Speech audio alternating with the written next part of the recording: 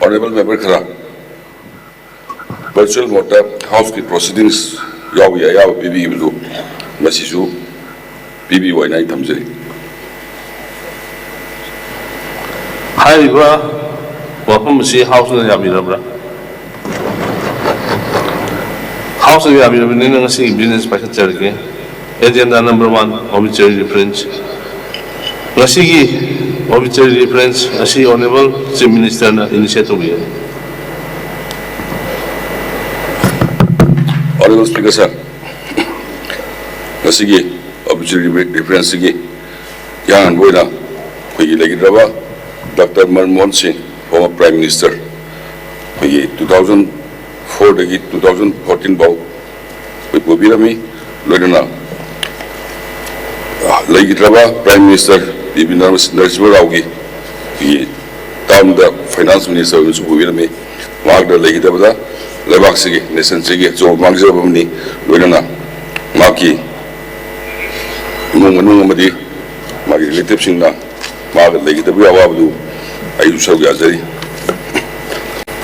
ani subuda kogi state sigi governor biramba la ganesan mak tela matam khara Manipur ler mata adu ke mate Manipur season koi tabuk thor pai piramba adu gumba koi lusing ba mani aun subada koi thaudam Devendra Singh koi uncle Devendra jabatai jiriba me sidagi koi toan ba bibhag ke pai birandra Manipur gi sewa to biramba adu gumba lusing ba mani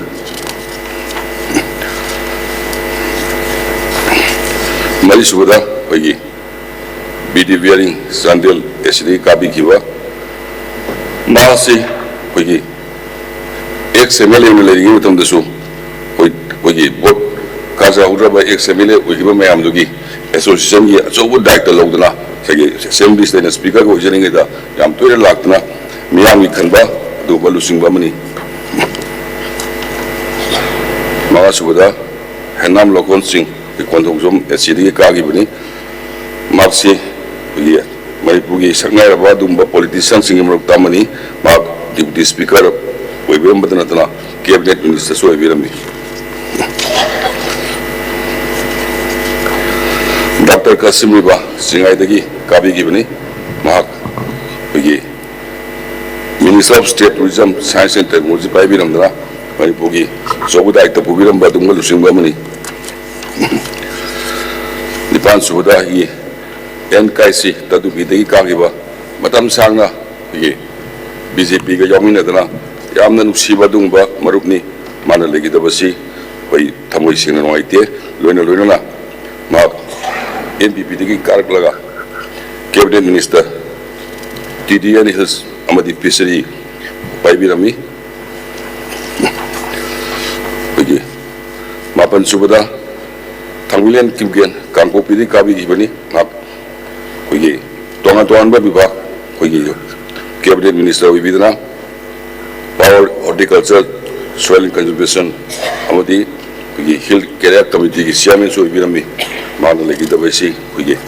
Manipur gi so mangjaba mani ta subada Sri Haisnam Borot Singh Mainam Borot Singh thamaiban SCD kabi rambani mak bagi 8 Manipur Legislative Assembly that BJP tiket kabi ramani loina BJP ki bagi state ke president Virendra koi pai me ambu adu balamjing biramba yamba mani Peter Ferry singai SCD kabi ramani maksi 1971 da bagi vote karami adu galoina bagi tangkul nagalongi presiden wedana asoba dewa kita hok torom benupa mani Srimati Aribam Bimala masih bagi founder secretary Mahila Kalyan Samiti and Manipur State Council of Women Education supaya birami juga 1967 ki dugumba Territorial Assembly ki nominated member in the Sulebirami, Magna Legidabada, we the Vakis over when peace.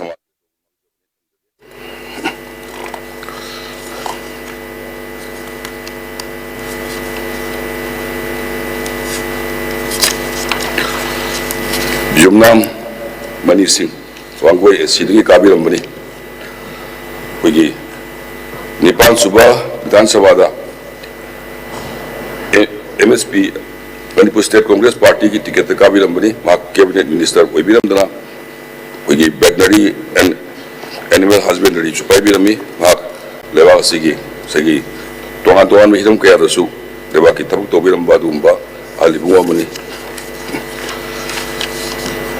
Travanga Suda, Rajkumar Murdusna Singh, retired IS, former secretary, Maxi, Sijame, the Pokiba Dumba,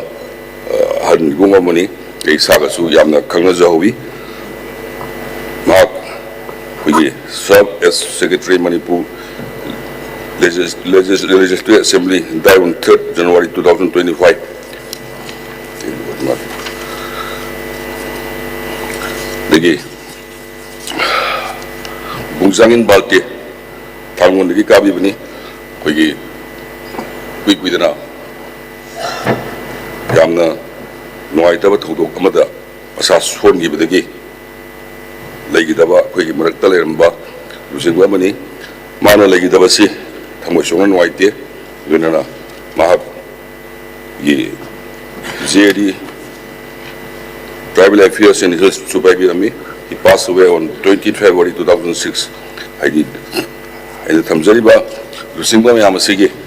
Tawana Ponta, whatever, is holding up from the in the single Lenaba, Aina Tamizari, Tagasari.